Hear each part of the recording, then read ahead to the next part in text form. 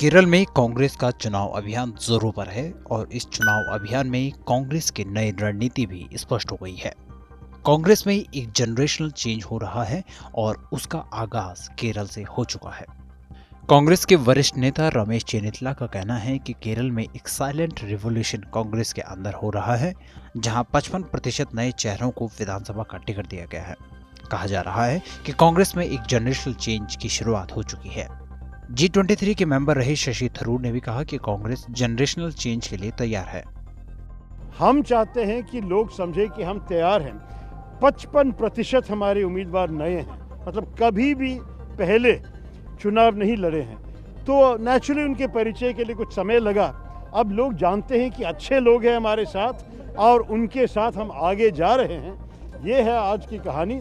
और मेरे ख्याल में ये जो नए लोग, उनके जो संपर्क हुए हैं जनता के साथ, इसके बाद मैं बहुत कॉन्फिडेंट हूं कि यूडीएफ मतलब कांग्रेस का जो हमारी जो ये कोalition है, हम जीत के आएंगे।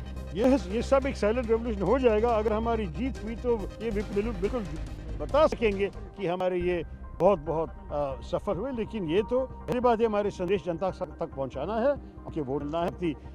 आपको पता है को है वो चुनाव 10 दिन बाकी, मुझे दौड़ना पड़ेगा। इन 55% नए चेहरों में 27 साल के अरिथा बाबू सबसे युवा है। राहुल गांधी के बाद जब प्रियंका गांधी दक्षिण के रण में उतरी तो उन्होंने सबसे पहले रुख किया कायमकुलम का, जहां से 27 साल के अरिथा बाबू चुनाव लड़ रही हैं। गाड़ी की छत पर बैठकर प्रियंका गांधी ने अरिथा बाबू के लिए प्रचार किया। खास बात यह है कि अब से पहले प्रियंका गांधी ने दक्षिण में कभी भी किसी स्टेट असेंबली चुनाव में प्रचार नहीं किया है।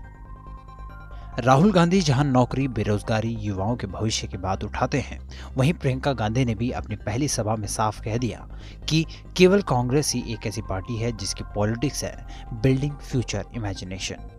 अब आपको बताते हैं कि अरिथा बाबू है कौन। अरिथा बाबू दूध बेचने का काम करती हैं। 13 साल की छोटी उम्र में ही राजनीति के अखाड़े में वो उतर आई थी। अरिथा बाबू पहले यूथ कांग्रेस की छात्रविंग KSU से जुड़ी थी। उसके बाद 2015 से लेकर 2020 के दौरान अल्पुजा जिला पंचायत में सबसे कम उम्र की जिला पंचायत सदस्य चुनी गई। अरिथा ने TV9 भारतवर्ष से खास बातचीत में बताया, राहुल गांधी और फिर प्रियंका गांधी दोनों से मिलने और उनके द्वारा कैंपेन किए जाने के बारे में अरिथा बाबू कहती हैं कि वो अपनी भावनाएं व्यक्त नहीं कर सकती। इसके लिए वो सुपर एक्साइटेड थी। अरिथा ग्रेजुएटेड हैं और आगे पोस्ट ग्रेजुएशन की पढ़ाई कंप्लीट करना चाहती हैं।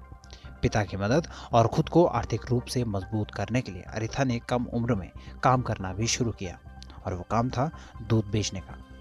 राहुल कहते हैं कि एक नई शक्ति नई सोच के साथ लोगों के लिए काम करेंगी। कांग्रेस के वरिष्ठ नेताओं के माने तो साइलेंट रिवॉल्यूशन का मामला सिर्फ केरल तक ही सीमित नहीं है। 5 प्रदेशों के चुनाव के परिणाम के बाद ये बदलाव कांग्रेस में राष्ट्रीय स्तर पर भी देखने को मिलेगा। इस पूरी खबर पर आपकी क्या राय है, ये कमेंट सेक्शन में हमें जरूर बताएं और देश दुनिया की अन्य बड़ी खबरों के लिए सब्सक्राइब करें TV9 भारतवर्ष।